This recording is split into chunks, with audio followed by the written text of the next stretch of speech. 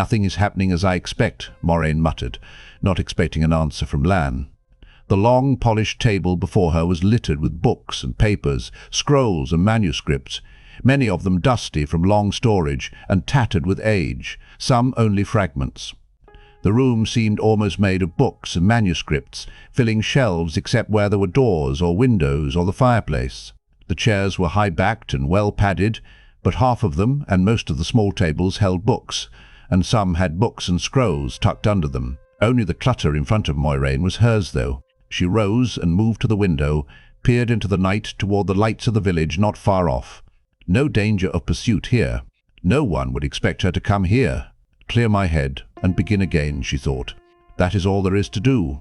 None of the villagers had any suspicion that the two elderly sisters living in this snug house were Aes Sedai.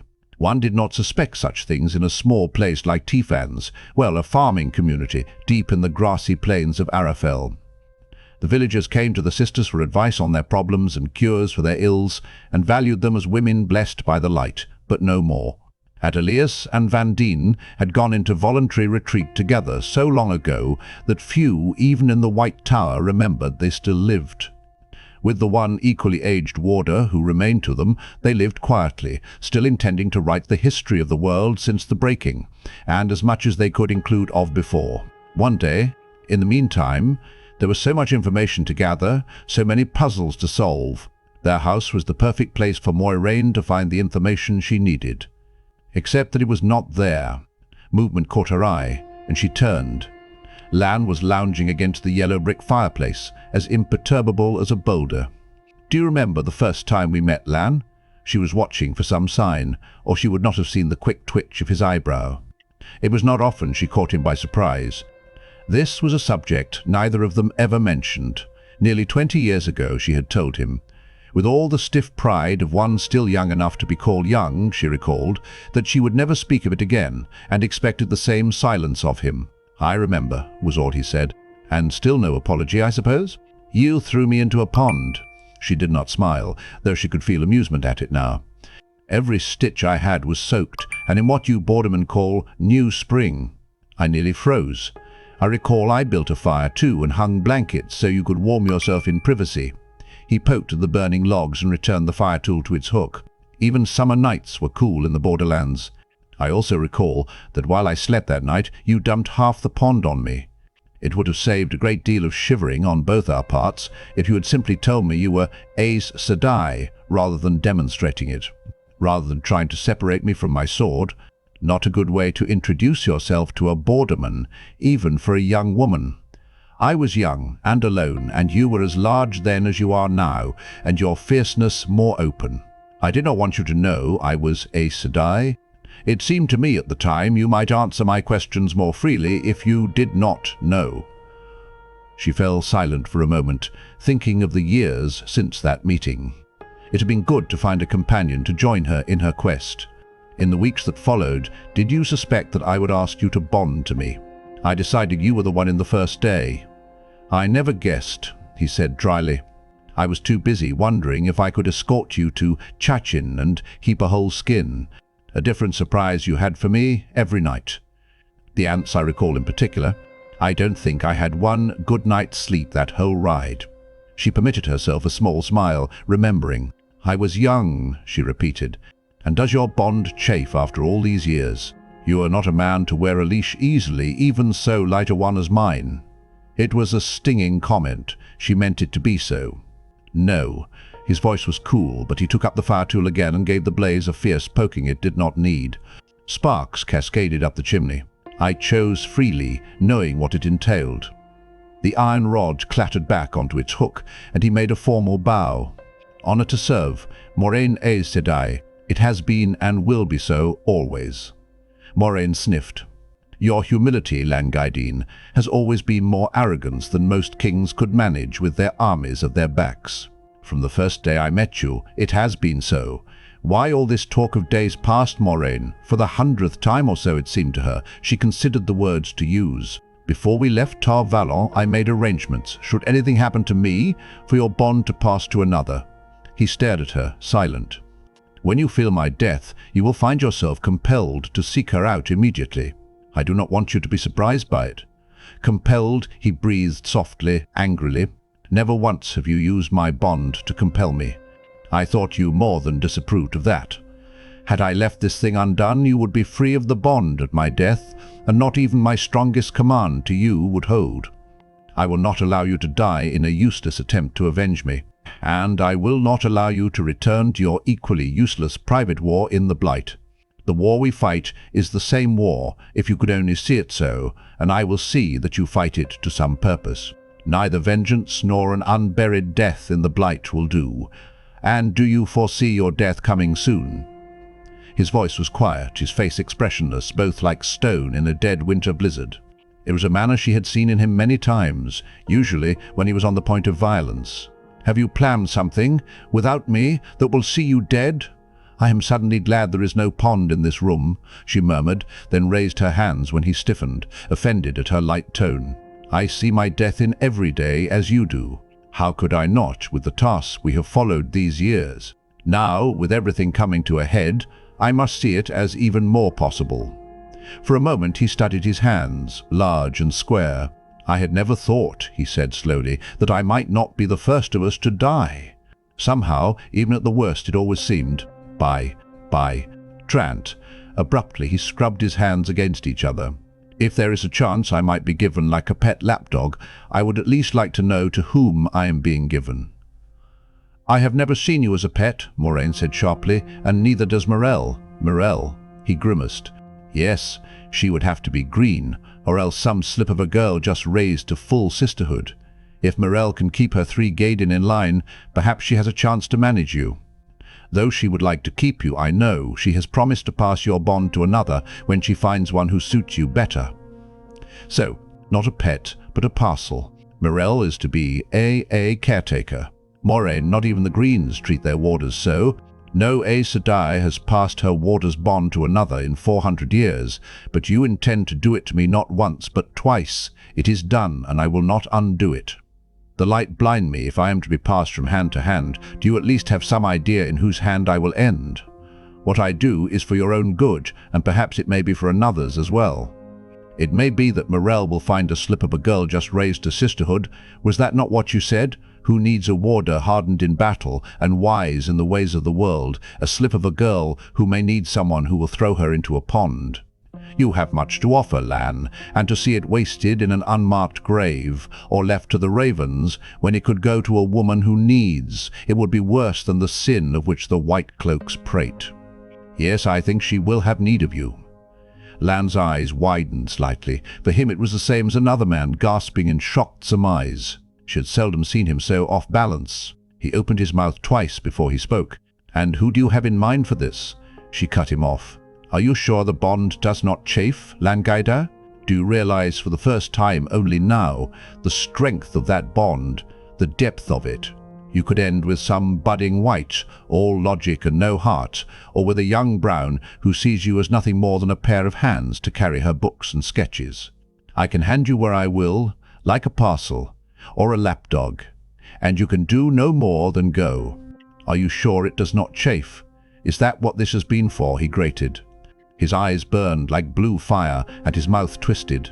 Anger, for the first time ever that she had seen, open anger, etched his face. "Has all this talk been a test to see if you could make my bond rub? After all this time? From the day I pledged to you, I have ridden where you said ride, even when I thought it foolish, even when I had reason to ride another way. Never did you need my bond to force me.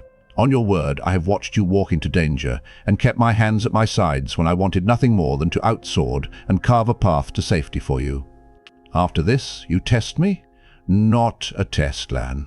I spoke plainly, not twisting, and I have done as I said, but at Faldara I began to wonder if you were still wholly with me." A wariness entered his eyes. "Lan, forgive me. I would not have cracked the walls you hold so hard, but I must know. Why did you do as you did with Rand?"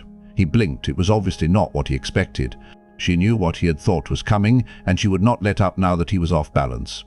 "You brought him to the Amyrlin speaking and acting as a border lord and a soldier born. It fit, in a way, with what I planned for him, but you and I never spoke of teaching him any of that. Why, Lan? It seemed, right, A young wolfhound must meet his first wolf someday, but if the wolf sees him as a puppy, if he acts the puppy, the wolf will surely kill him. The wolfhound must be a wolfhound in the wolf's eyes even more than in his own, if he is to survive. Is that how you see Aes Sedai? The Amyrlin? Me? Wolves out to pull down your young wolfhound? Lan shook his head. You know what he is, Lamb. You know what he must become. Must. What I have worked for since the day you and I met, and before. Do you now doubt what I do? No, but bye. He was recovering himself, building his walls again, but they were not rebuilt yet. How many times have you said that Ta'vren pull those around them like twigs in a whirlpool? Perhaps I was pulled too. I only know that it felt right. Those farm folk needed someone on their side. Rand did, at least. Moiraine, I believe in what you do, even as now, when I know not half of it. Believe as I believe in you. I have not asked to be released from my bond, nor will I. Whatever your plans for dying and seeing me safely disposed of, I will take great pleasure in keeping you alive and seeing those plans at least go for nothing. Ta'vren, Moiraine sighed. Perhaps it was that. Rather than guiding a chip floating down a stream, I am trying to guide a log through rapids. Every time I push at it, it pushes at me, and the log grows larger the farther we go. Yet I must see it through to the end. She gave a little laugh. I will not be unhappy, my old friend, if you manage to put those plans awry. Now, please leave me. I need to be alone to think. He hesitated only a moment before turning for the door. At the last moment, though, she could not let him go without one more question. Do you ever dream of something different, Lan? All men dream, but I know dreams for dreams. This, he touched his sword hilt, is reality. The walls were back, as high and hard as ever. For a time after he left, Moiraine leaned back in her chair, looking into the fire. She thought of Nynaeve and cracks in a wall. Without trying, without thinking what she was doing, that young woman had put cracks in Lan's walls and seeded the cracks with creepers. Lan thought he was secure, imprisoned in his fortress by fate and his own wishes, but slowly, patiently, the creepers were tearing down the walls to bear the man within. Already he was sharing some of Nynaeve's loyalties. In the beginning he had been indifferent to the Emond's field folk, except as people in whom Moiraine had some interest. Nynaeve had changed that as she had changed Lan. To her surprise, Moiraine felt a flash of jealousy. She had never felt that before, certainly not for any of the women who had thrown their hearts at his feet or those who had shared his bed. Indeed, she had never thought of him as an object of jealousy, had never thought so of any man. She was married to her battle, as he was married to his. But they had been companions in those battles for so long. He had ridden a horse to death, then run himself nearly to death, carrying her in his arms at the last, to Arnaya for healing. She had tended his wounds more than once, keeping with her arts a life he had been ready to throw away to save hers. He had always said he was wedded with death. Now a new bride had captured his eyes, though he was blind to it. He thought he still stood strong behind his walls, but Nynaeve had laced bridal flowers in his hair. Would he still find himself able to court death so blithely? Moiraine wondered when he would ask her to release him from his bond, and what she would do when he did. With a grimace, she got to her feet. There were more important matters, far more important.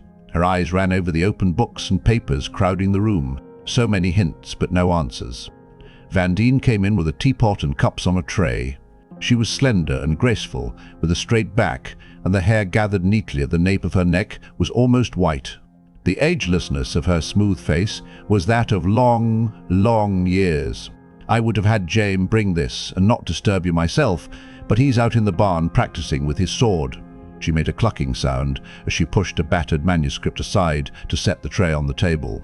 Lan being here has him remembering he's more than a gardener and handyman. Gaiden are so stiff-necked. I thought Lan would still be here. That's why I brought an extra cup. Have you found what you were seeking? I am not even sure what it is I am seeking.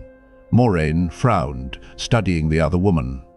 Vandene was of the green Ajah, not brown like her sister, yet the two of them had studied so long together that she knew as much of history as Adeleas. Whatever it is, you don't even seem to know where to look. Vandene shifted some of the books and manuscripts on the table, shaking her head. So many subjects. The Trolloc Wars, the Watchers over the Waves, the Legend of the Return, 2 treatises on the Horn of Valere, 3 on Dark Prophecy, and Light, here's Santhra's book on the Forsaken. Nasty, that. As nasty as this on saidar Logoth, and the Prophecies of the Dragon, in 3 translations, and the original. Moiraine, whatever are you after? The Prophecies, I can understand. We hear some news here, remote as we are. We hear some of what's happening in Ilian. There's even a rumor in the village that someone has already found the horn. She gestured with a manuscript on the horn and coughed in the dust that rose from it. I discount that, of course. There would be rumors. But what? No?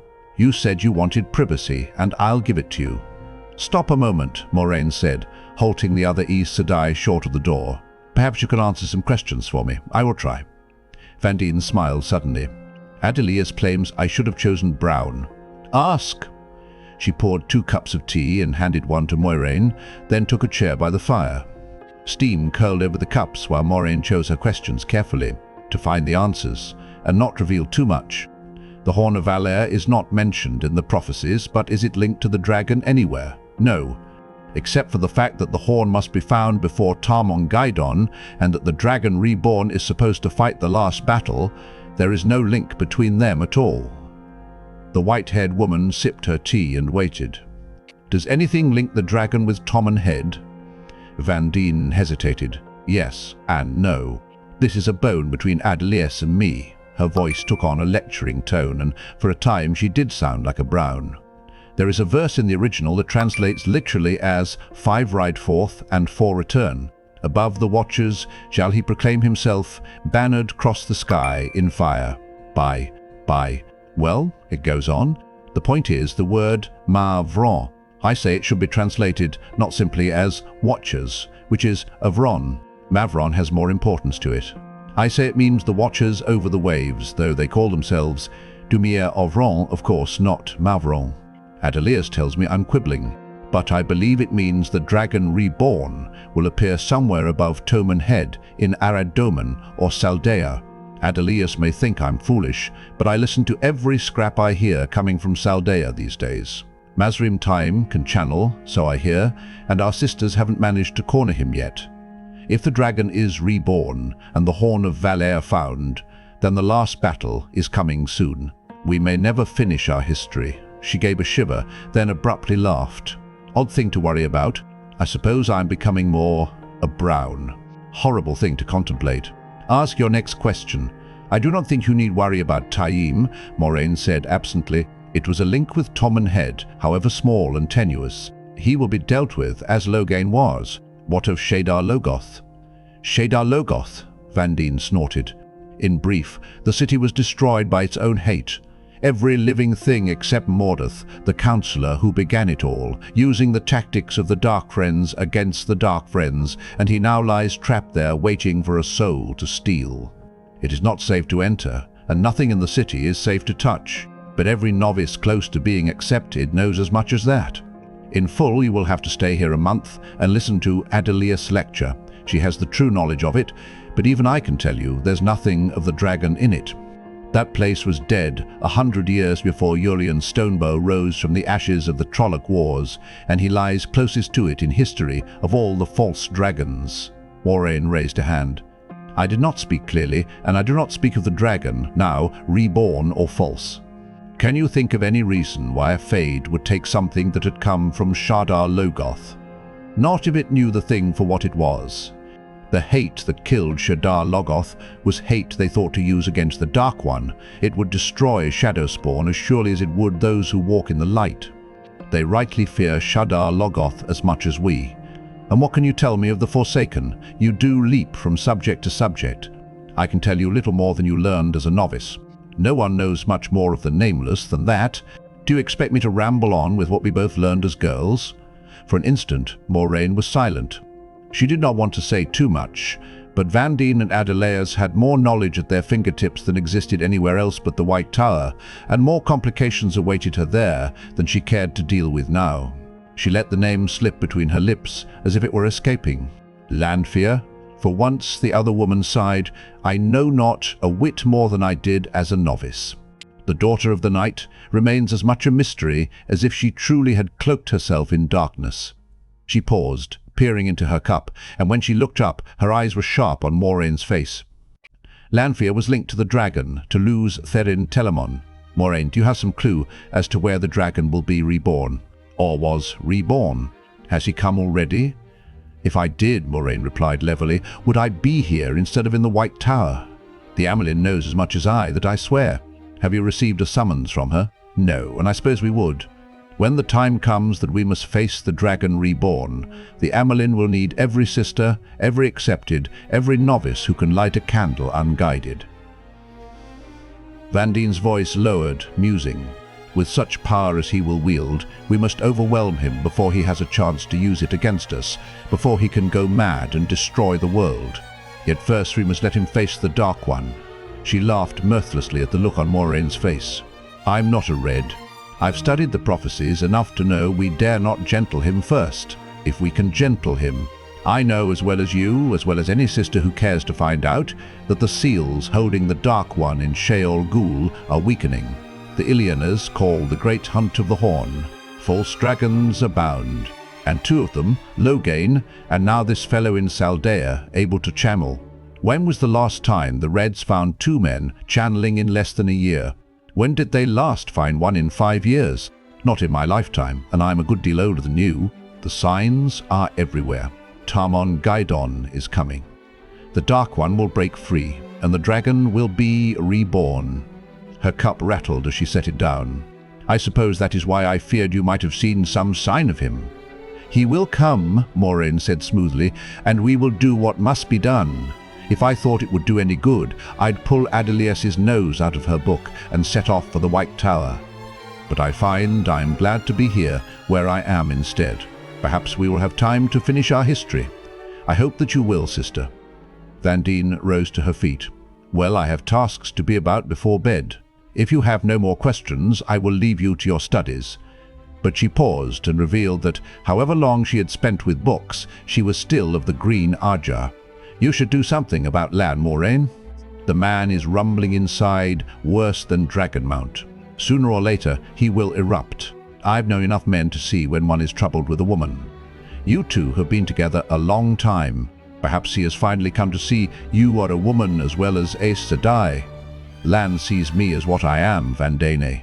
Aes Sedai, and still as a friend, I hope. You blues, always so ready to save the world that you lose yourselves. After the white-haired Aes Sedai left, Moiraine gathered her cloak and, muttering to herself, went into the garden.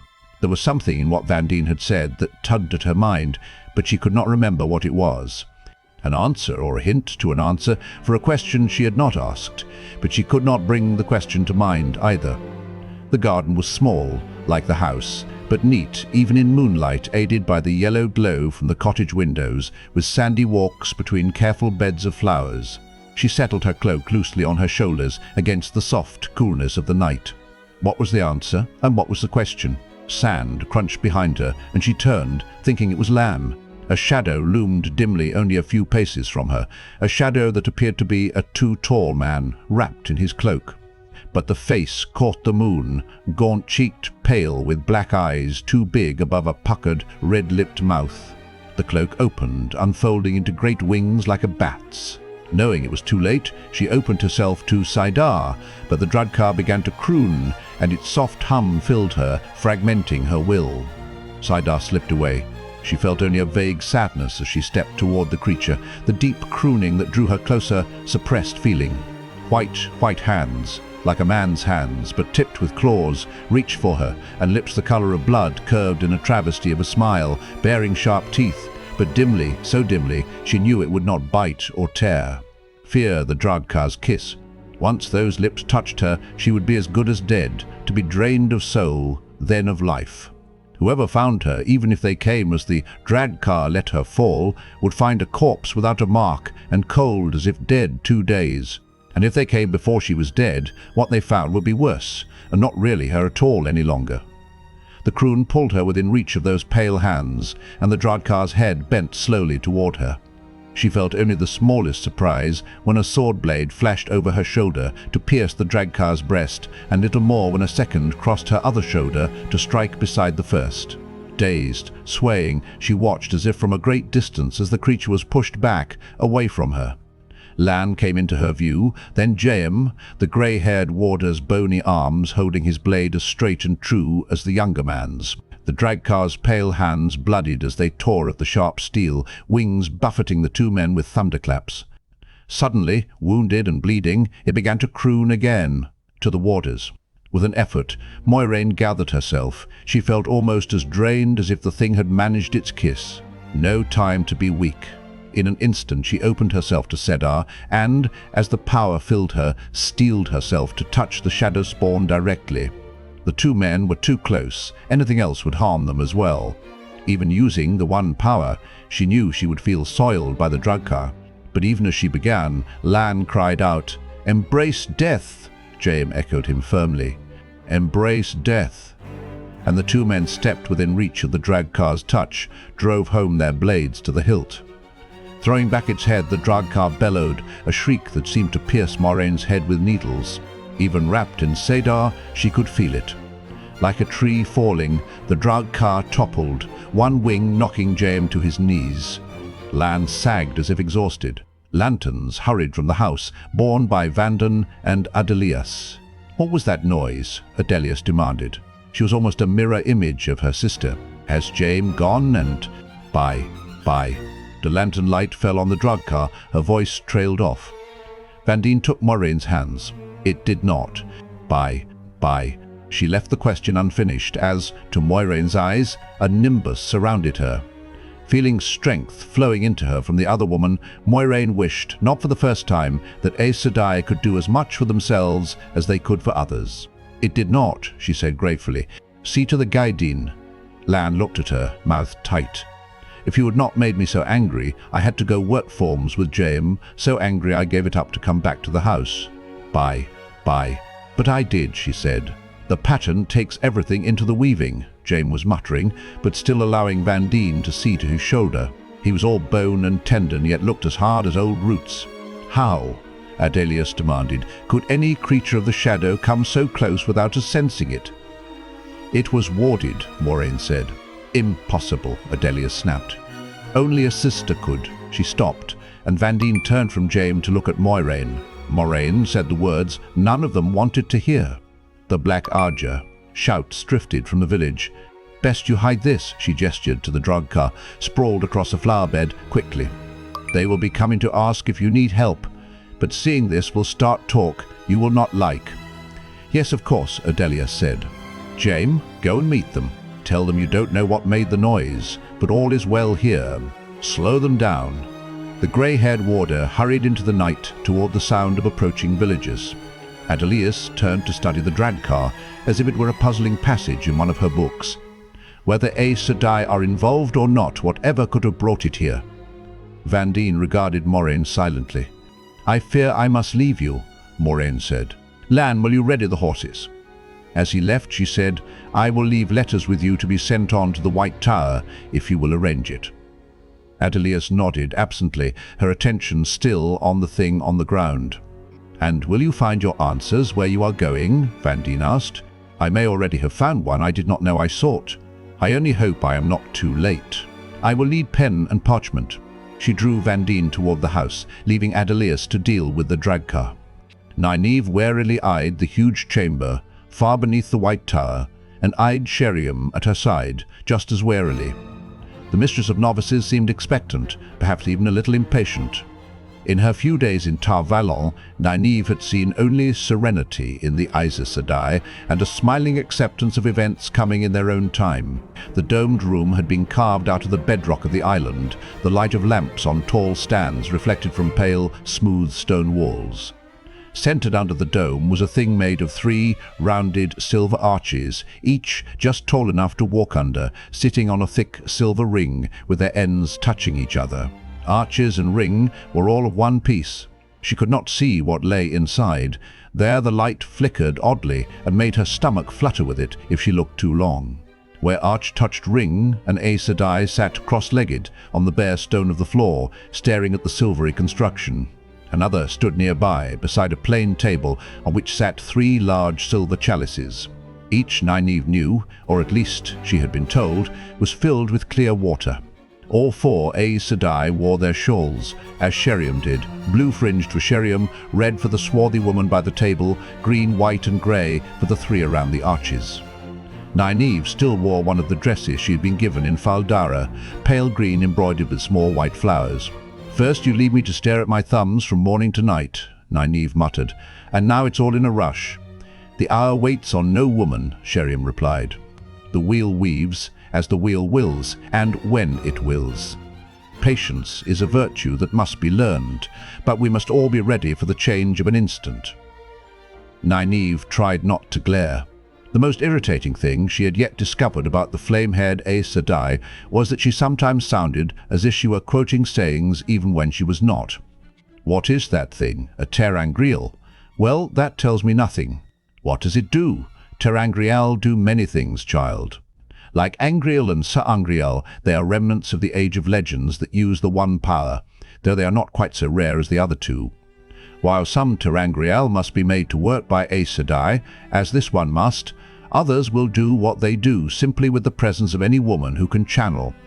There are even supposed to be some that will function for anyone at all.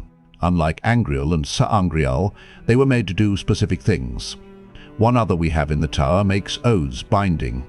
When you are raised to full sisterhood, you will take your final vows holding that ter'angreal. To speak no word, that is not true. To make no weapon for one man to kill another. Never to use the one power as a weapon except against dark friends or shadow spawn, or in the last extreme of defending your own life, that of your warder, or that of another sister. Nynaeve shook her head. It sounded either like too much to swear or too little, and she said so. Once, Aes Sedai were not required to swear oaths. It was known what Aes Sedai were and what they stood for, and there was no need for more. Many of us wish it were so still, but the wheel turns, and the times change. That we swear these oaths, that we are known to be bound, allows the nations to deal with us without fearing that we will throw up our own power, the one power, against them.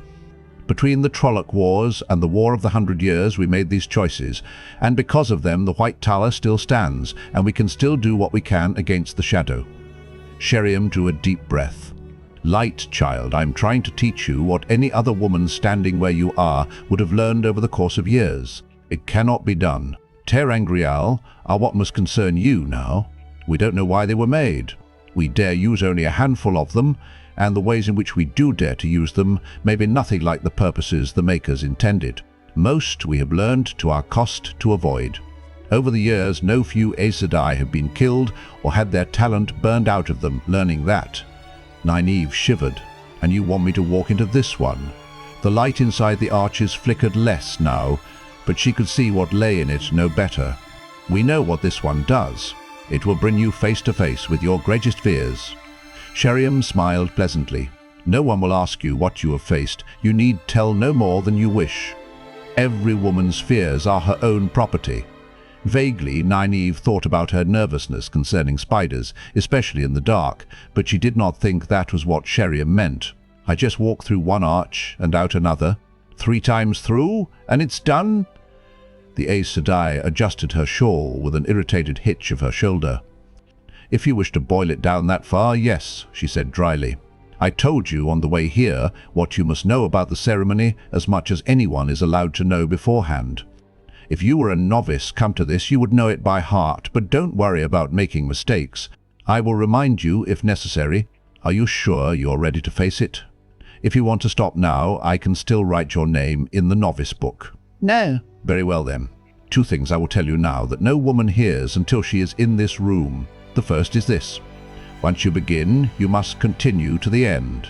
Refuse to go on, and no matter your potential, you will be very kindly put out of the tower with enough silver to support you for a year, and you will never be allowed back." Nynaeve opened her mouth to say she would not refuse, but Sheriam cut her off with a sharp gesture. "Listen and speak when you know what to say. Second, to seek, to strive, is to know danger. You will know danger here. Some women have entered and never come out. When the ter'angreal was allowed to grow quiet, they were not there, and they were never seen again. If you will survive, you must be steadfast. Falter, fail, and, by, Her silence was more eloquent than any words. "This is your last chance, child. You may turn back now, right now, and I will put your name in the novice book, and you will have only one mark against you.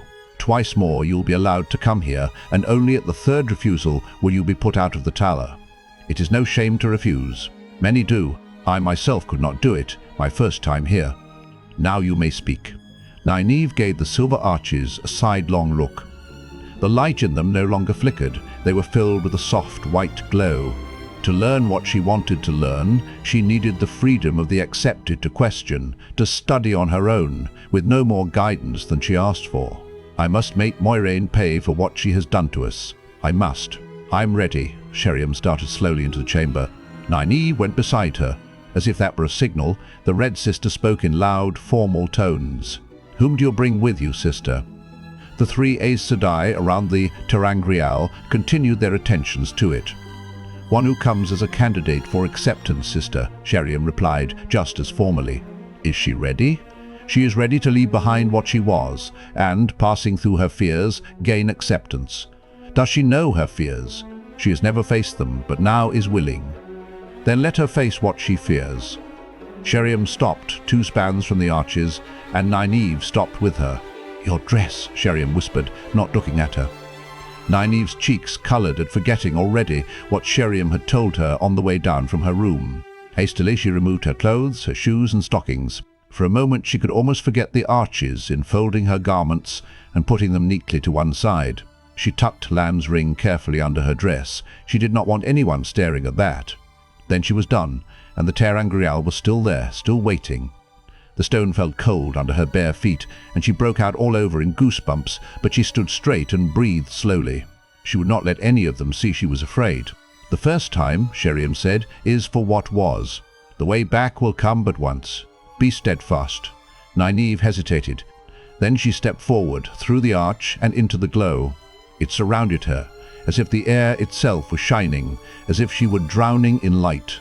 The light was everywhere. The light was everything. Nynaeve gave a start when she realized she was naked, then stared in amazement. A stone wall stood to either side of her, twice as tall as she was and smooth, as if carved. Her toes wriggled on dusty, uneven stone paving. The sky above seemed flat and leaden for all the lack of clouds, and the sun hung overhead swollen and red. In both directions were openings in the wall, gateways marked by short, square columns. The walls narrowed her field of view, but the ground sloped down from where she stood, both in front and behind. Through the gateways she could see more thick walls and passages between. She was in a gigantic maze. Where is this? How did I come here? Like a different voice, another thought came. The way out will come but once. She shook her head. If there's only one way out, I'll not find it standing here. At least the air was warm and dry.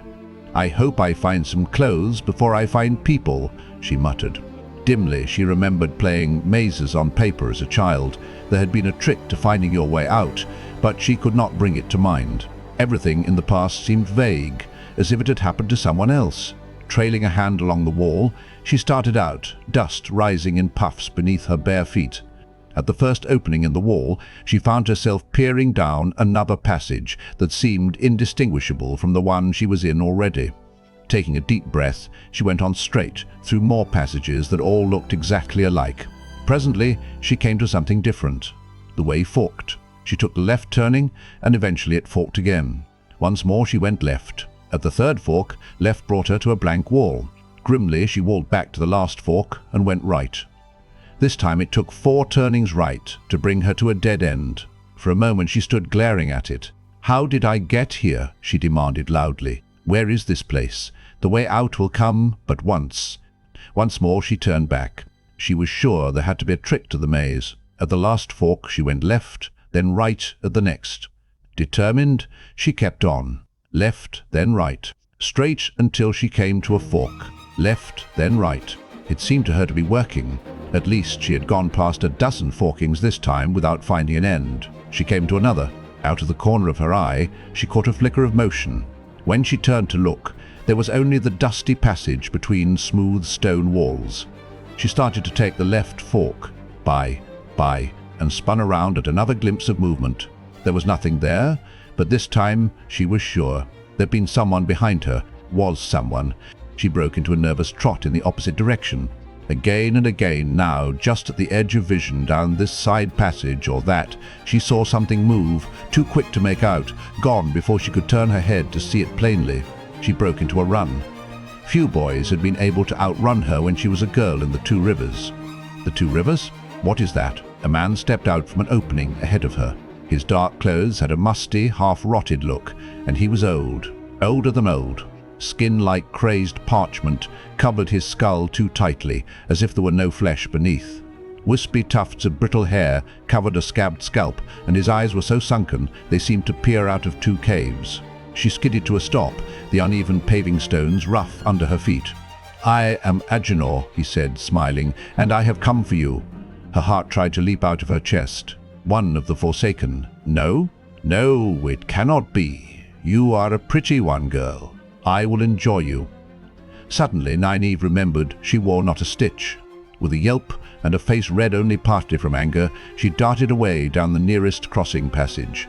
Cackling laughter pursued her, and the sound of a shuffling run that seemed to match her best speed, and breathy promises of what he would do when he caught her, promises that curdled her stomach even only half heard.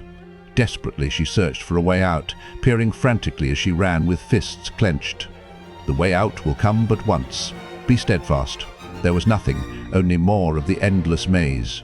As hard as she could run, his filthy words came always right behind her. Slowly, fear turned completely to anger. "Burn him," she sobbed. "The light burn him. He has no right."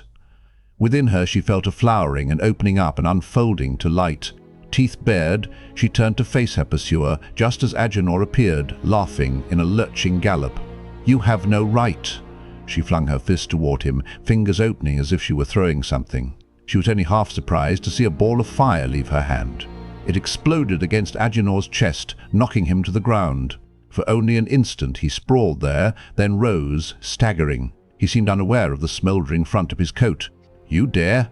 "You dare?" he quivered, and spittle leaked down his chin. Abruptly there were clouds in the sky, threatening billows of grey and black. Lightning leaped from the cloud, straight for Nynaeve's heart. It seemed to her, just for a heartbeat, as if time had suddenly slowed, as though that heartbeat took forever. She felt the flow inside her. Saidar came a distant thought, felt the answering flow in the lightning, and she altered the direction of the flow. Time leaped forward. With a crash, the bolt shattered stone above Aginor's head. The Forsaken's sunken eyes widened, and he tottered back. "You cannot. It cannot be!" He leaped away as lightning struck where he had stood, stone erupting in a fountain of shards. Grimly, Nynaeve started toward him, and Aginor fled. Saidar was a torrent racing through her. She could feel the rocks around her, and the air, feel the tiny flowing bits of the one power that suffused them and made them. And she could feel Aginor doing, by, something as well. Dimly she felt it, and far distant, as if it was something she could never truly know. But around her she saw the effects and knew them for what they were. The ground rumbled and heaved under her feet. Walls toppled in front of her, piles of stone to block her way. She scrambled over them, uncaring if sharp rock cut hands and feet, always keeping Aginor in sight. A wind rose, howling down the passages against her, raging till it flattened her cheeks and made her eyes water. Trying to knock her down, she changed the flow, and Aginor tumbled along the passageway like an uprooted bush. She touched the flow in the ground, redirected it, and stone walls collapsed around Aginor, sealing him in. Lightning fell with her glare, striking around him, stone exploding ever closer and closer.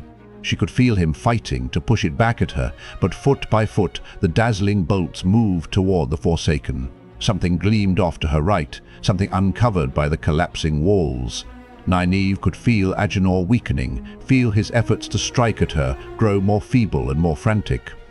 Yet somehow she knew he had not given up. If she let him go now, he would chase after her as strongly as before, convinced she was too weak to defeat him. After all, too weak to stop him from doing with her as he wished. A silver arch stood where stone had been, an arch filled with soft silver radiance. The way back. By. She knew when the Forsaken abandoned his attack, the moment when all his efforts were given over to staving her off. and his power was not enough. He could no longer deflect her blows. Now he had to fling himself away from the leaping gouts of stone thrown up by her lightning, the explosions flinging him down again.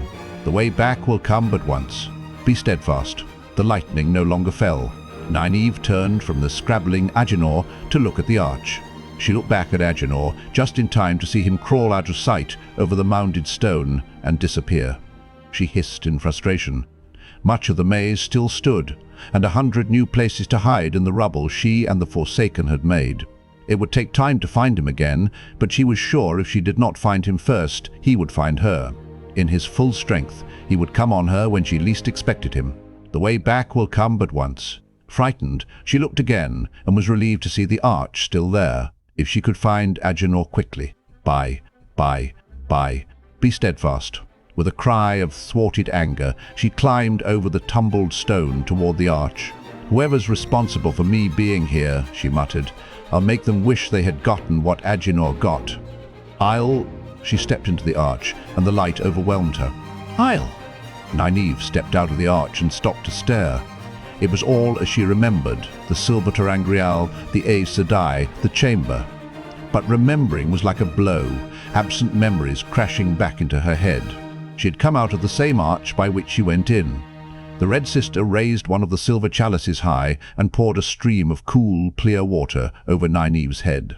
You are washed clean of what sin you may have done, the Aes Sedai intoned, and of those done against you. You are washed clean of what crime you may have committed, and of those committed against you. You come to us washed clean and pure, in heart and soul. Nynaeve shivered as the water ran down her body, dripping on the floor. Sheriam took her arm with a relieved smile, but the Mistress of Novices' voice gave no hint of past worry. You do well so far. Coming back is doing well. Remember what your purpose is, and you will continue to be well. The redhead began to lead her around the ter'angreal to another arch. It was so real, Nynaeve said in a whisper. She could remember everything, remember channeling the one power as easily as lifting her hand. She could remember Aginor and the things the Forsaken wanted to do to her. She shivered again. Was it real? No one knows, Sheriam replied. It seems real in memory, and some have come out bearing the actual wounds of hurts taken inside. Others have been cut to the bone inside and come back without a mark. It is all of it different every time for every woman who goes in. The ancients said there were many worlds. Perhaps this ter'angreal takes you to them. Yet if so, it does so under very stringent rules, for something meant just to take you from one place to another. I believe it is not real, but remember, whether what happens is real or not, the danger is as real as a knife plunging into your heart. I channeled the power. It was so easy. Sheriam missed a step. That isn't supposed to be possible. You should not even remember being able to channel. She studied Nynaeve. And yet you are not harmed. I can still sense the ability in you, as strong as it ever was. You sound as if it were dangerous, Nynaeve said slowly, and Sheriam hesitated before answering. It isn't thought necessary to give a warning, since you should be able to remember it, but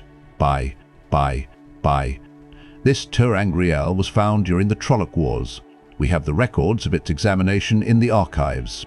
The first sister to enter was warded as strongly as she could be, since no one knew what it would do. She kept her memories, and she channeled the one power when she was threatened. And she came out with her abilities burned to nothing, unable to channel, unable even to sense the true source. The second to go in was also warded, and she too was destroyed in the same way. The third went unprotected, remembered nothing once she was inside, and returned unharmed. That is one reason why we send you completely unprotected. Nynaeve, you must not channel inside the ter'angreal again. I know it is hard to remember anything, but try. Nynaeve swallowed. She could remember everything, could remember not remembering. I won't channel, she said, if I can remember not to. She wanted to laugh hysterically. They had reached the next arch. The glow still filled them all. Sheriam gave Nynaeve a last warning look and left her standing alone. The second time is for what is. The way back will come but once. Be steadfast. Nynaeve stared at the shining silver arch. What is in there this time? The others were waiting, watching. She stepped firmly through into the light. Nynaeve stared down at the plain brown dress she wore with surprise, then gave a start. Why was she staring at her own dress? The way back will come but once. Looking around her, she smiled. She stood on the edge of the green in Emond's field, with thatch-roofed houses all around, and the wine-spring inn right in front of her. The wine-spring itself rose in a gush from the stone outcrop, thrusting up through the grass of the green, and the wine-spring water rushed off east under the willows beside the inn. The streets were empty, but most people would be at their chores this time of the morning. Looking at the inn, her smile faded. There was more than an air of neglect about it. Whitewash faded, a shutter hanging loose, the rotted end of a rafter showing at a gap in the roof tiles. What's gotten into Bran? Is he spending so much time being mayor, he's forgetting to take care of his inn? The inn door swung open, and Senbui came out, stopping dead when he saw her. The old thatcher was as gnarled as an oak root, and the look he gave her was just as friendly. "So, you've come back, have you? Well, you might as well be off again." She frowned as he spat at her feet and hurried on past her. Sen was never a pleasant man, but he was seldom openly rude. Never to her, at least. Never to her face. Following him with her eye, she saw signs of neglect all through the village. Thatch that should have been mended, weeds filling yards. The door on Mistress Alkar's house hung aslant on a broken hinge. Shaking her head, Nynaeve pushed into the inn. "I'll have more than one word with Bran about this." The common room was empty except for a lone woman, her thick greying braid pulled over her shoulder. She was wiping a table, but from the way she stared at the tabletop, Nynaeve did not think she was aware of what she'd doing. The room seemed dusty. Marine Aldveer jumped, one hand clutching her throat, and stared. She looked years older than Nynaeve remembered. Worn. Nynaeve. Oh, it is you. Egwene? Have you brought Egwene back? Say you have. Bye. Nynaeve put a hand to her head. Where is Egwene? It seemed she should be able to remember. No, I haven't brought her back. The way back will come but once. Mistress Aldveer sagged into one of the straight-back chairs. I was so hoping, ever since Bran died. Bye. Bran is dead? Nynaeve could not imagine it. That broad, smiling man had always seemed as if he would go on forever. I should have been here. The other woman jumped to her feet and hurried to peer anxiously through a window at the green and the village. If Melina knows you're here, there will be trouble. I just know. Sen went scurrying off to find her. He's the mayor now. Sen? How did even those wool-headed men choose Sen? It was Melina. She had the whole women's circle after their husbands for him. Marin pressed her face almost against the window, trying to look every way at once. Silly men don't talk about whose name they're putting in the box beforehand. I suppose every man who voted for Sen thought he was the only one whose wife had badgered him into it. Thought one vote would make no difference. Well, they learned better. We all did. Who is this Melina, who has the women's circle doing her bidding? I've never heard of her. She's from Watch Hill. She's the whiz. Well, bye. Pumpten. Marin turned from the window, wringing her hands. Melina Ayla's the wisdom, Nynaeve. When you didn't come back, bye. Light, I hope she doesn't find out you're here. Nynaeve shook her head in wonder. Marin, you're afraid of her. You're shaking. What kind of woman is she? Why did the women's circle ever choose someone like her? Mistress Aldveer gave a bitter laugh. We must have been mad. Melina came down to see Mavra Mullen the day before Mavra had to go back to Devon Ride, and that night some children took sick, and Melina stayed to look after them, and then the sheep started dying, and Melina took care of that too. It just seemed natural to choose her, but bye. She's a bully, Nynaeve. She browbeats you into doing what she wants. She keeps at you and keeps at you until you're too tired to say no anymore. And worse. She knocked Alsbeth Luhan down. A picture flashed in Nynaeve's head of Alsbeth Luhan and her husband, Haral, the blacksmith. She was nearly as tall as him, and stoutly built, though handsome. Alsbeth's almost as strong as Haral. I can't believe. Bye. Melina's not a big woman, but she's fierce, Nynaeve. She beat Alsbeth all around the green with a stick, and none of us who saw had the nerve to try to stop it. When they found out, Bran and Haral said she had to go, even if they were interfering in women's circle business. I think some of the circle might have listened, but Bran and Haral both took sick the same night and died within a day of each other. Marin bit her lip and looked around the room as if she thought someone might be hiding there. Her voice lowered. Malena mixed medicine for them. She said it was her duty, even if they had spoken against her. I saw, I saw grey fennel in what she took away with her. Nynaeve gasped. But, are you sure, Meryn? Are you certain? The other woman nodded, her face wrinkling on the point of tears. Meryn, if you even suspected this woman might have poisoned Bran, how could you not go to the circle? She said Bran and Harald didn't walk in the light, Meryn mumbled, talking against the wisdom the way they did. She said that was why they died. The light abandoned them. She talks about sin all the time. She said Paetelkar sinned, talking against her after Bran and Harald died. All he said was, she didn't have the way with healing, you did, but she drew the dragon's fang on his door, right out where everyone could see her with the charcoal in her hand. Both his boys were dead before the week was out, just dead when their mother went to wake them. Poor Neela. We found her wandering, laughing and crying all at the same time, screaming that Pyet was the Dark One and he'd killed her boys. Pyet hung himself the next day. She shuddered, and her voice went so soft Nynaeve could barely hear it. I have 4 daughters still living under my roof. Living, Nynaeve. Do you understand what I'm saying? They're still alive, and I want to keep them alive. Nynaeve felt cold to her bones. Meryn, you can't allow this. The way back will come but once. Be steadfast. She pushed it away. If the women's circle stands together, you can be rid of her. Stand together against Malena? Marine's laugh was nearer a sob. We're all afraid of her, but she's good with the children. There are always children sick these days, it seems, but Malena does the best she can. Almost no one ever died of sickness when you were wisdom. Meryn, listen to me. Don't you see why there are always children sick? If she can't make you afraid of her, she makes you think you need her for the children. She's doing it, Meryn, just as she did it to Bran. She couldn't, Meryn breathed. She wouldn't. Not the little ones. She is, Meryn, the way back. Nynaeve suppressed the thought ruthlessly. Is there anyone in the circle who isn't afraid? Anyone who will listen? The other woman said. No one who isn't afraid. But Corin Aelin might listen. If she does, she might bring 2 or 3 more. Nynaeve, if enough of the circle listens, will you be our wisdom again? I think you may be the only one who won't back down to Malena, even if we all know. You don't know what she's like. I will. The way back, no.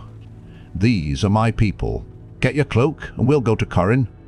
Meryn was hesitant about leaving the inn, and once Nynaeve had her outside, she slunk along from doorstep to doorstep, crouching and watching. Before they were halfway to Corin Aelin's house, Nynaeve saw a tall, scrawny woman striding down the other side of the green toward the inn, slashing the heads off weeds with a thick willow switch. Bony as she was, she had a look of wiry strength and a set, determined slash of a mouth. Zenbulia scuttled along in her wake. Malena. Meryn pulled Nynaeve into the space between 2 houses and whispered as if afraid the woman might hear across the green.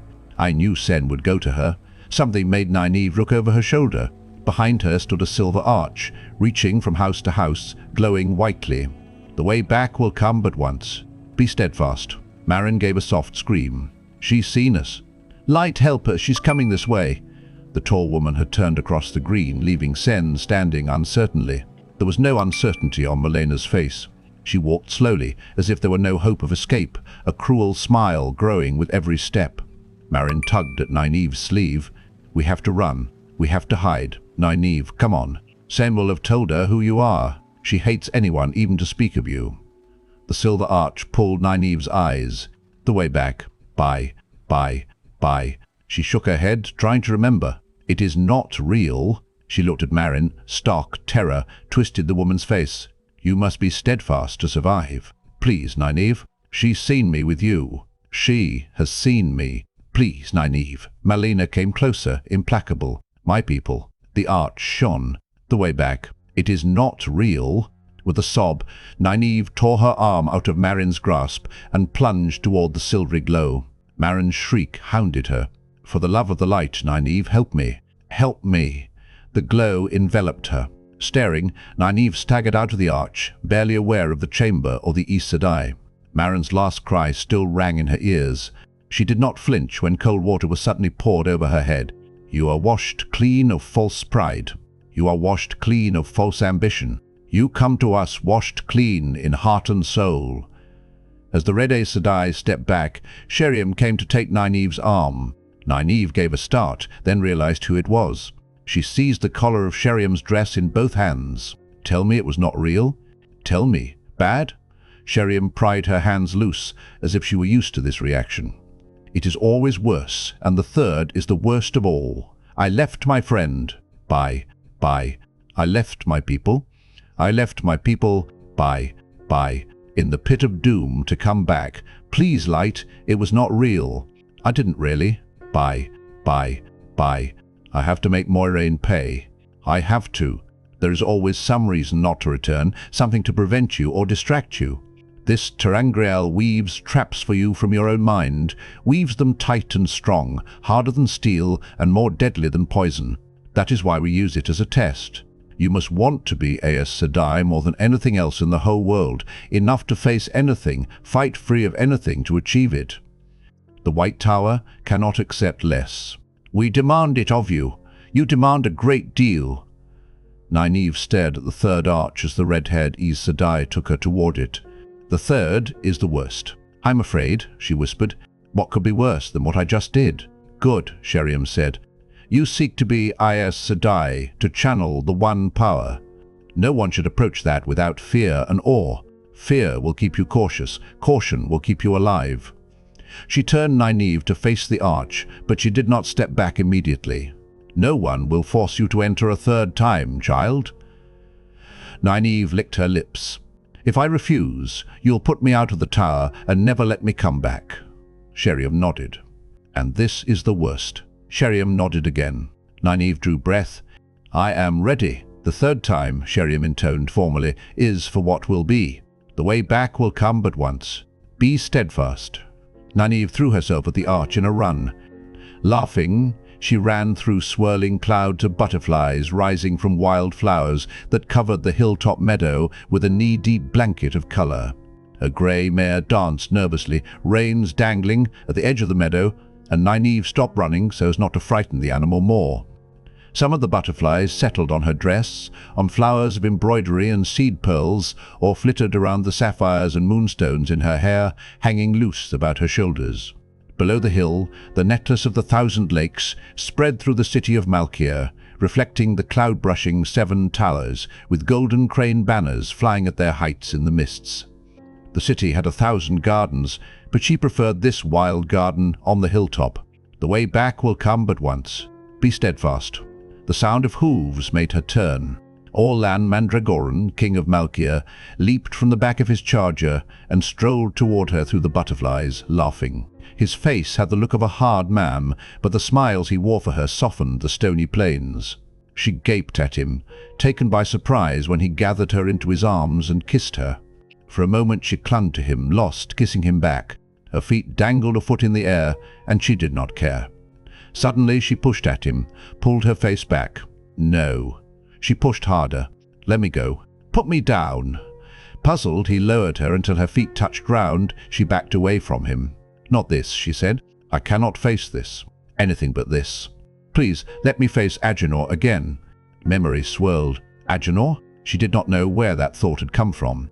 Memory lurched and tilted, shifting fragments like broken ice on a flooding river. She clawed for the pieces, clawed for something to hang on to. Are you well, my love? Lan asked worriedly. Do not call me that. I am not your love. I cannot marry you.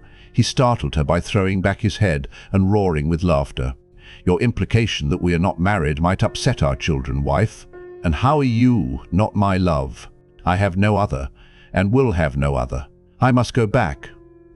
Desperately she looked for the arch, found only meadow and sky. Harder than steel and more deadly than poison. Lan's babies. Light, help me. I must go back now. Go back? Where? To Emond's field, if you wish it. I'll send letters to Morghese and command an escort. Alone, she muttered, still searching. Where is it? I have to go. I won't be tangled up in this. I couldn't bear it. Not this. I have to go now. Tangled up in what, Nynaeve? What is it you couldn't bear? No, Nynaeve. You can ride alone here if you wish it, but if the Queen of the Malkier came to Andor without a proper escort, Morghese would be scandalized, if not offended. You don't want to offend her, do you? I thought you two were friends. Nynaeve felt as if she had been hit in the head, blow after dazing blow. "Queen," she said hesitantly, "we have babies. Are you certain you're well? I think I'd better take you to Aes Sedai." "No," she backed away from him again. "No Aes Sedai. It isn't real. I won't be pulled into it this time. I won't." "Very well," he said slowly. "As my wife, how could you not be queen? We are Malkier here, not Southlanders. You were crowned in the 7 Towers at the same time we exchanged rings." Unconsciously he moved his left hand. A plain gold band encircled his forefinger. She glanced at her own hand, at the ring she knew would be there. She clasped her other hand over it, but whether to deny its presence by hiding it or to hold it, she could not have said. "Do you remember now?" he went on. He stretched out a hand as if to brush her cheek, and she went back another 6 steps. He sighed. "As you wish, my love. We have 3 children, though only one can properly be called a baby. Marek is almost to your shoulder and can't decide if he likes horses or books better. Elnor has already begun practicing how to turn boys' heads when she is not pestering Sharina about when she'll be old enough to go to the White Tower." "Elnor was my mother's name," she said softly. "So you said when you chose it." "Nynaeve. No, I will not be pulled into it this time. Not this." "I won't." Beyond him, among the trees beside the meadow, she saw the silver arch. The trees had hidden it before. "The way back will come but once." She turned toward it. "I must go." He caught her hand, and it was as if her feet had become rooted in stone. She could not make herself pull away. "I do not know what is troubling you, wife, but whatever it is, tell me, and I will make it right. I know I am not the best of husbands. I was all hard edges when I found you, but you smoothed some of them away at least." "You are the very best of husbands," she murmured. To her horror, she found herself remembering him as her husband, remembering laughter and tears, bitter arguments and sweet making up. They were dim memories, but she could feel them growing stronger, warmer. "I cannot." The arch stood there, only a few steps away. "The way back will come but once. Be steadfast. I do not know what is happening, Nynaeve, but I feel as if I were losing you." I could not bear that. He put a hand in her hair, closing her eyes. She pressed her cheek against his fingers. "Stay with me, always." "I want to stay," she said softly. "I want to stay with you." When she opened her eyes, the arch was gone. Bye. Come but once." "No, no." Lan turned her to face him. "What troubles you? You must tell me if I'm to help. This is not real." "Not real? Before I met you, I thought nothing, except the sword, was real. Look around you, Nynaeve. It is real. Whatever you want to be real, we can make real together, you and I." Wonderingly, she did look around. The meadow was still there. The 7 Towers still stood over the 1,000 lakes. The arch was gone, but nothing else had changed. I could stay here, with Lan. Nothing has changed. Her thoughts turned. Nothing has changed. Egwene is alone in the White Tower. Rand will channel the power and go mad. And what of Mat and Perrin? Can they take back any shred of their lives? And Moiraine, who tore all our lives apart, still walks free. "I must go back," she whispered. Unable to bear the pain on his face, she pulled free of him. Deliberately, she formed a flower bud in her mind, a white bud on a blackthorn branch. She made the thorns sharp and cruel, wishing they could pierce her flesh, feeling as if she already hung in the blackthorn's branches. Aes Sedai's voice danced just out of hearing, telling her it was dangerous to attempt to channel the power. The bud opened, and saidar filled her with light. "Nynaeve, tell me what is the matter." Lan's voice slid across her concentration. She refused to let herself hear it. There had to be a way back still. Staring at where the silver arch had been, she tried to find some trace of it. There was nothing. Nynaeve. Bye. She tried to picture the arch in her mind, to shape it and form it to the last detail, curve of gleaming metal filled with a glow like snowy fire. It seemed to waver there in front of her, first there between her and the trees, then not, then there. Prumb. Bye. I love you. Bye.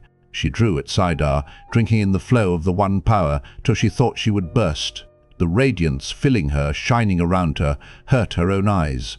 The heat seemed to consume her. The flickering arch firmed, steadied, stood whole before her. Fire and pain seemed to fill her. Her bones felt as if they were burning. Her skull seemed a roaring furnace. Prumb. Bye. With all my heart. She ran toward the silver curve, not letting herself look back.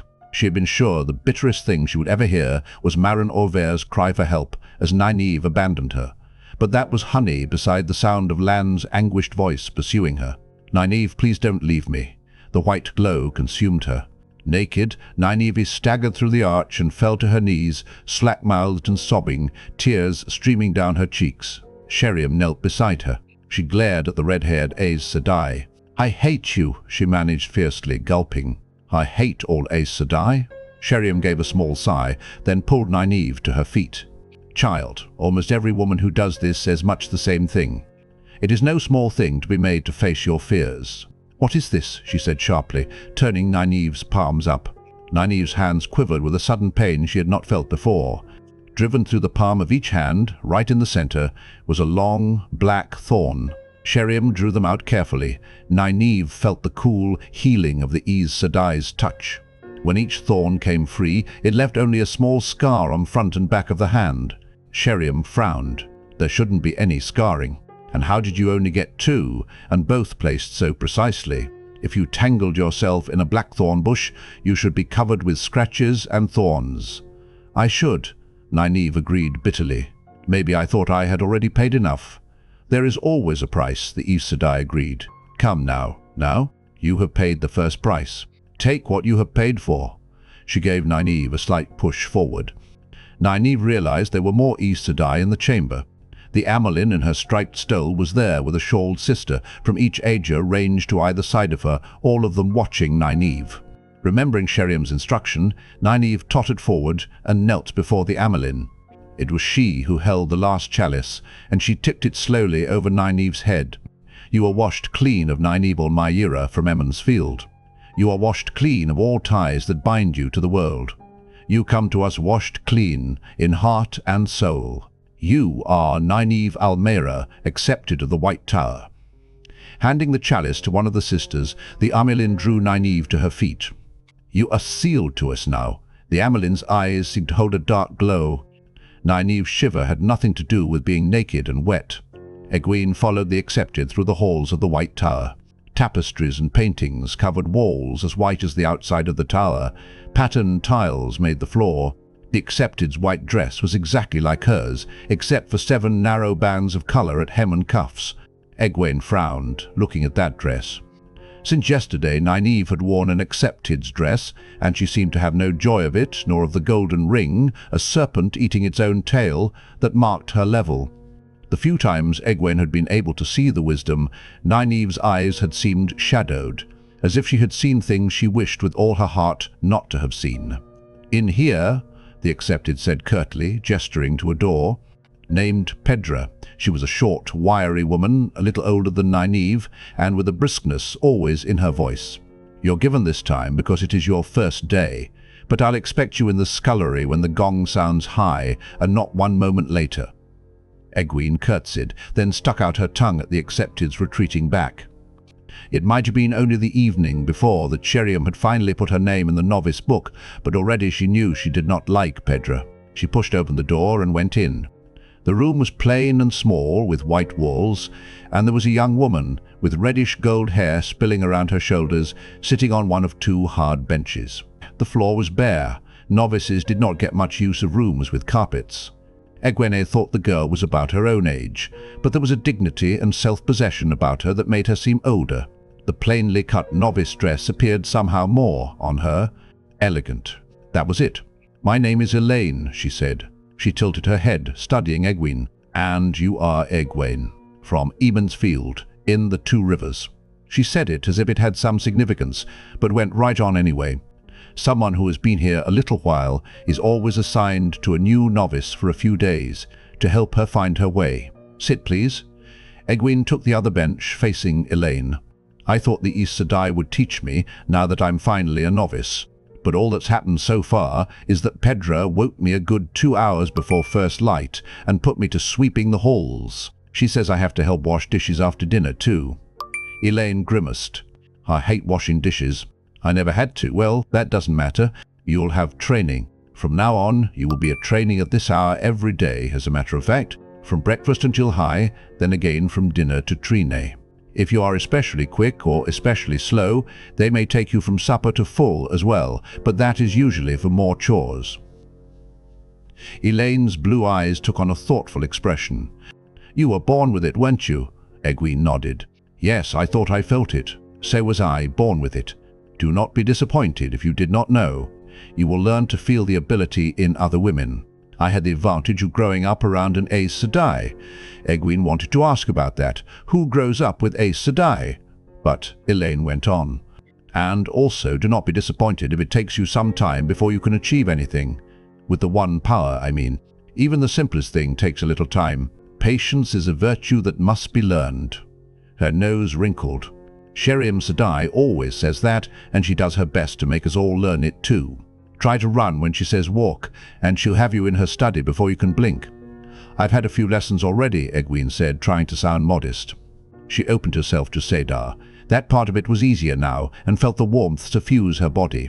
She decided to try the biggest thing she knew how to do. She stretched out her hand, and a glowing sphere formed over it, pure light. It wavered. She still could not manage to hold it steady, but it was there. Calmly, Elaine held out her hand, and a ball of light appeared above her palm. Hers flickered too. After a moment, a faint light glowed all around Elaine. Egwene gasped, and her ball vanished. Elaine giggled suddenly, and her light went out, both the sphere and the light around her. You saw it around me, she said excitedly. I saw it around you. Sheriam Sedai said I would, eventually. This was the first time. For you too? Egwene nodded, laughing along with the other girl. I like you, Elaine. I think we're going to be friends. I think so too, Egwene. You are from the Two Rivers, from Emond's field. Do you know a boy named Rand All-Four? I know him. Abruptly, Egwene found herself remembering a tale Rand had told, a tale she had not believed, about falling off a wall into a garden and meeting. Bye. You're the daughter heir of Andor, she gasped. Yes, Elaine said simply. If Sheriam Sedai as much as heard I'd mentioned it, I think she would have me into her study before I finished talking. Everyone talks about being called to Sheriam's study, even the accepted. Does she scold so fiercely? She seems kindly to me. Elaine hesitated, and when she spoke it was slowly, not meeting Egwene's eye. She keeps a willow switch on her desk. She says if you can't learn to follow the rules in a civilized way, she will teach you another way. There are so many rules for novices, it is very hard not to break some of them, she finished. But that's horrible. I'm not a child, and neither are you. I won't be treated as one. But we are children. The Aes Sedai, the full sisters, are the grown women. The accepted are the young women, old enough to be trusted without someone looking over their shoulders every moment. And novices are the children, to be protected and cared for, guided in the way they should go, and punished when they do what they should not. That is the way Sheriam Sedai explains it. No one is going to punish you over your lessons, not unless you try something you've been told not to. It is hard not to try. Sometimes you will find you want to channel as much as you want to breathe. But if you break too many dishes because you are daydreaming when you should be washing, if you're disrespectful to an accepted, or leave the tower without permission, or speak to an Aes Sedai before she speaks to you, or bye. The only thing to do is the best you can. There isn't anything else to do. It sounds almost as if they're trying to make us want to leave, Egwene protested. They aren't, but then again, they are.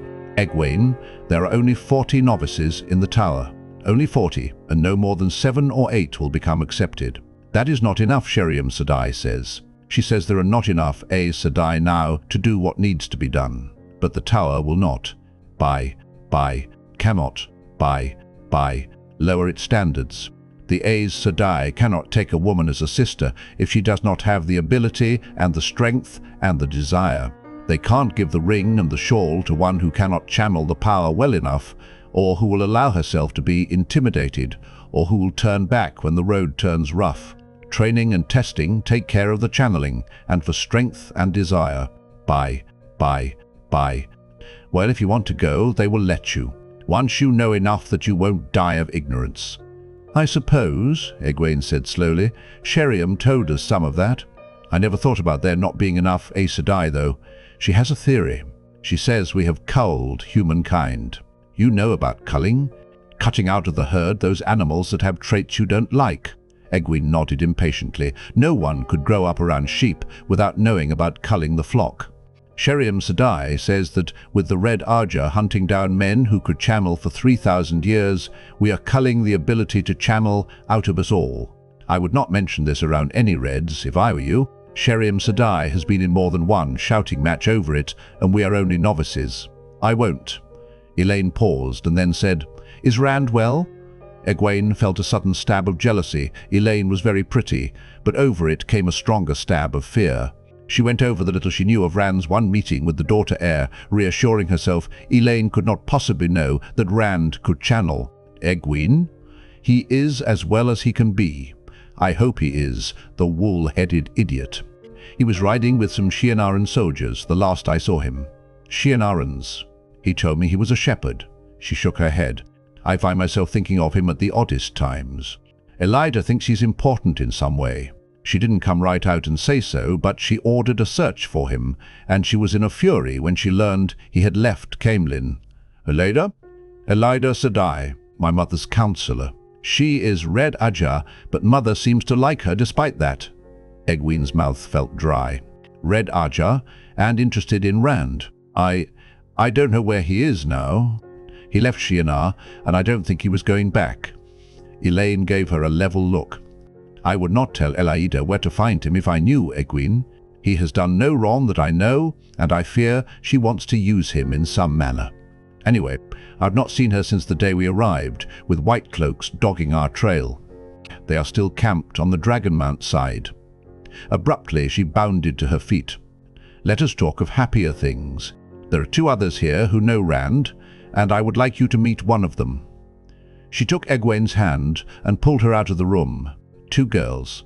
Rand seems to meet a lot of girls. Still drawing Egwene down the corridor, Elaine studied her. Yes, well, one of them is a lazy chit named Else Grinwell. I don't think she will be here long. She shirks her chores, and she is always sneaking off to watch the warders practice their swords. She says Rand came to her father's farm with a friend of his, Matt. It seems they put notions of the world beyond the next village into her head, and she ran away to come be an Aes Sedai. Men, Egwene muttered. I dance a few dances with a nice boy, and Rand goes around looking like a dog with a sore tooth, but he... She cut off as a man stepped into the hall ahead of them. Beside her, Elaine stopped too, and her hand tightened on Egwene's. There was nothing alarming about him, aside from the suddenness of his appearance. He was tall and handsome, short of middle years, with long, dark, curling hair, but his shoulders sagged, and there was sadness in his eyes. He made no move toward Egwene and Elaine, only stood looking at them until one of the accepted appeared at his shoulder. You should not be in here, she said to him, not unkindly. I want you to walk. His voice was deep and as sad as his eyes. You can walk out in the garden where you are supposed to be. The sunshine will be good for you. The man rumbled a bitter laugh. With 2 or 3 of you watching my every move, you're just afraid I'll find a knife. At the look in the accepted's eyes, he laughed again. For myself, woman, for myself. Led me to your garden and your watching eyes. The accepted touched his arm lightly and led him away. Logain, Elaine said when he was gone. The false dragon.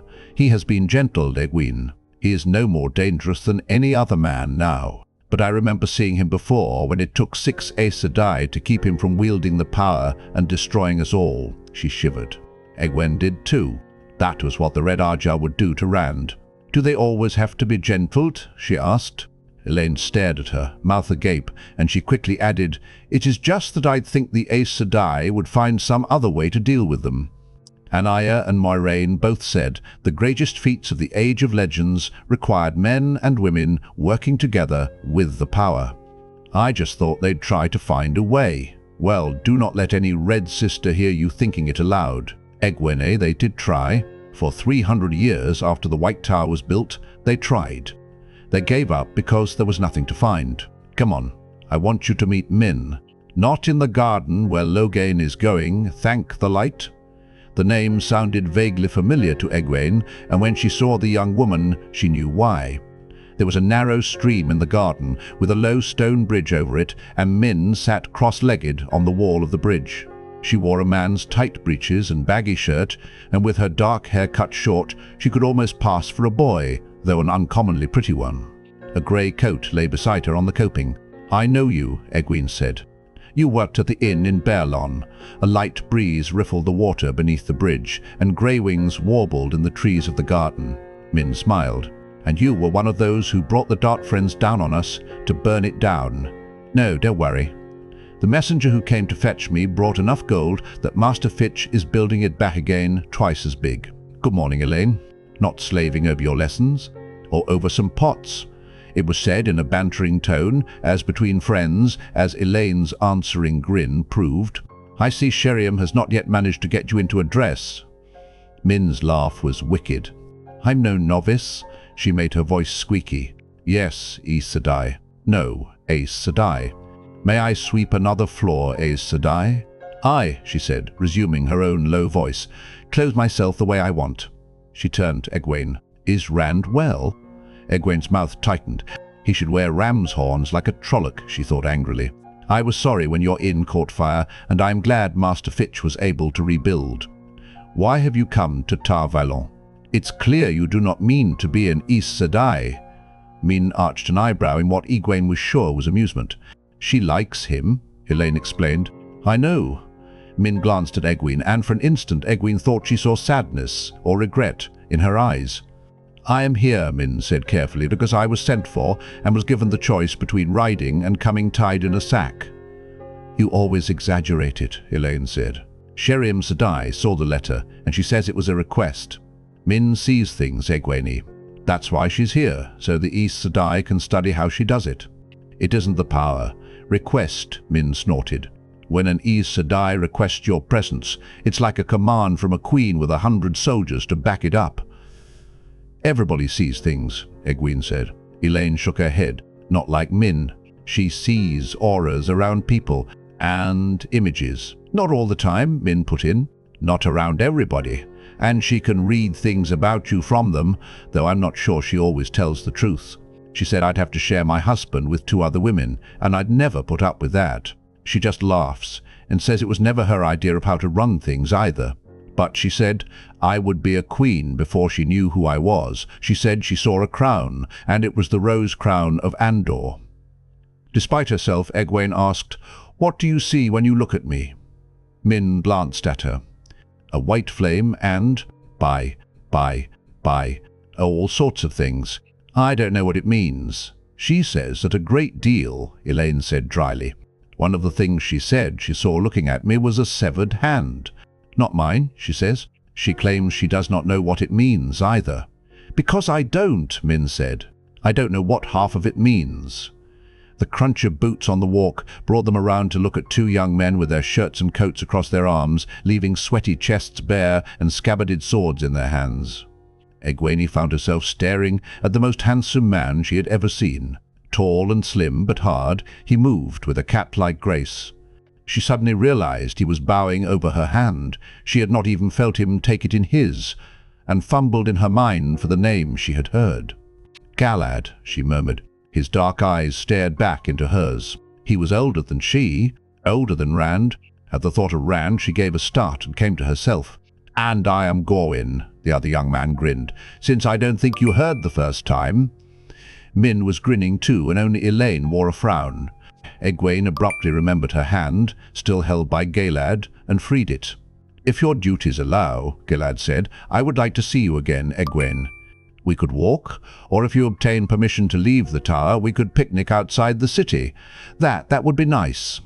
She was uncomfortably aware of the others, Min and Gorwyn still with their amused grins, Elaine still with her scowl. She tried to settle herself, to think of Rand. "He's so, beautiful." She gave a jump, half afraid she had spoken aloud. Until then. Finally taking his eyes from hers, Galad bowed to Elaine. "Sister." Lithe as a blade, he strolled on across the bridge. "That one," Min murmured, peering after him, "will always do what is right, no matter who it hurts." "Sister," Egwene said. Elaine's scowl had lessened only slightly. "I thought he was your... I mean the way you're frowning. Bye. She had thought Elaine was jealous, and she still was not sure. I am not his sister, Elaine said firmly. I refuse to be. Our father was his father, Gawain said dryly. You cannot deny that, unless you want to call Mother a liar, and that, I think, would take more nerve than we have between us. For the first time, Egwene realized that he had the same reddish-gold hair as Elaine, though darkened and curled by sweat. Min is right, Elaine said. Galad has not the smallest part of humanity in him. He takes right above mercy, or pity, or by. He is no more human than a Trolloc. Gawain's grin came back. I do not know about that. Not from the way he was looking at Egwene here. He caught her look, and his sister's, and held up his hands as if to fend them off with his sheathed sword. Besides, he has the best hand with a sword I've ever seen. The warders only need show him something once, and he's learned it. They sweat me nearly to death to learn half what Galad does without trying. And being good with a sword is enough, Elaine sniffed. Men. Egwene, as you may have guessed, this disgracefully unclothed lummox is my brother. Gawain, Egwene knows Rand al'Thor. She is from the same village. Is she? Was he really born in the Two Rivers, Egwene? Egwene made herself nod calmly. What does he know? Of course he was. I grew up with him. Of course, Gawain said slowly. Such a strange fellow. A shepherd, he said, though he never looked or acted like any shepherd I ever saw. Strange? I've met all sorts of people, and they've met Rand al'Thor. Some do not even know his name, but the description could not be anyone else, and he shifted every one of their lives. There was an old farmer who came to Caemlyn just to see Loghain when Loghain was brought through on his way here, yet the farmer stayed to stand for Mother when the riot started, because of a young man off to see the world, who made him think there was more to life than his farm. Rand al'Thor.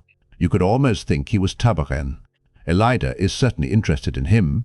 I wonder if meeting him will shift our lives in the pattern. Egwene looked at Elaine and Min.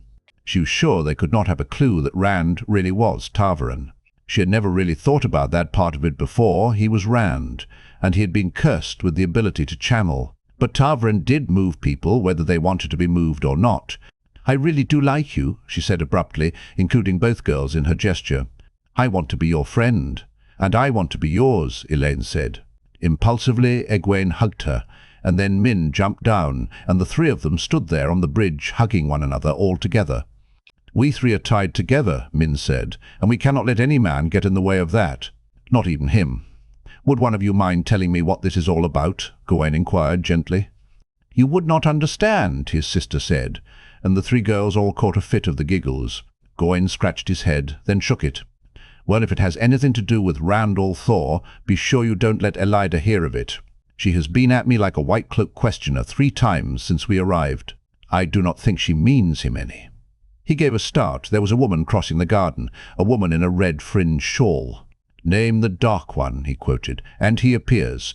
I do not need another lecture about wearing my shirt when I'm out of the practice yards. Good morning to you all. Elaida spared a glance for the departing Gawain as she came up the bridge.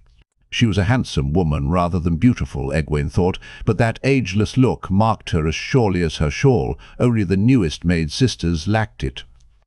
When her gaze swept over Egwene, pausing only a moment, Egwene suddenly saw a hardness in the Aes Sedai. She had always thought of Moiraine as strong, steel under silk, but Elaida dispensed with the silk. Elaida, Elaine said, this is Egwene. She was born with the seed in her too. And she has already had some lessons, so she is as far along as I am. Elaida? The Aes Sedai's face was blank and unreadable. In Caemlyn, child, I am counselor to the Queen, your mother, but this is the White Tower, and you, a novice. Min made as if to go, but Elaida stopped her with a sharp, stay, girl. I would speak with you. I've known you all my life, Elaida, Elaine said incredulously. You watched me grow up, and made the gardens bloom in winter so I could play. Child, there you were, the daughter heir. Here you are, a novice. You must learn that. You will be great one day, but you must learn. Yes, Aes Sedai. Egwene was astounded. If someone had snubbed her so before others, she would have been in a fury. Now, off with both of you. A gong began to toll, deep and sonorous, and Elaida tilted her head. The sun stood halfway to its pinnacle. Hi, Elaida said. You must hurry if you do not want further admonishment. And Elaine? See the mistress of novices in her study after your chores. A novice does not speak to Aes Sedai unless bidden to. Run, both of you. You will be late. Run." They ran, holding their skirts up. Egwene looked at Elaine. Elaine had 2 spots of colour in her cheeks and a determined look on her face. "I will be Aes Sedai," Elaine said softly, but it sounded like a promise. Behind them, Egwene heard the Aes Sedai begin. "I am given to understand, girl, that you were brought here by Moiraine Sedai. She wanted to stay and listen, to hear if Elida asked about Rand, but High rang through the White Tower, and she was summoned to chores. She ran as she had been commanded to run. "I will be Aes Sedai," she growled. Elaine flashed a quick smile of understanding, and they ran faster. Min's shirt clung to her when she finally left the bridge. Not sweat from the sun, but from the heat of Elida's questions. She looked over her shoulder to make sure the Aes Sedai was not following her, but Elida was nowhere in sight. How did Elida know that Moiraine had summoned her? Min had been sure that was a secret, known only to her, Moiraine, and Sheriam, and all those questions about Rand. It had not been easy keeping a smooth face and a steady eye while telling an Aes Sedai to her face that she had never heard of him and knew nothing of him. What does she want with him? Light, what does Moiraine want with him? What is he? Light, I don't want to fall in love with a man I've only met once, and a farm boy at that. Moiraine, the light blind you, she muttered. Whatever you brought me here for, come out from wherever you're hiding and tell me so I can go. The only answer was the sweet song of the Greywings. With a grimace, she went in search of a place to cool off.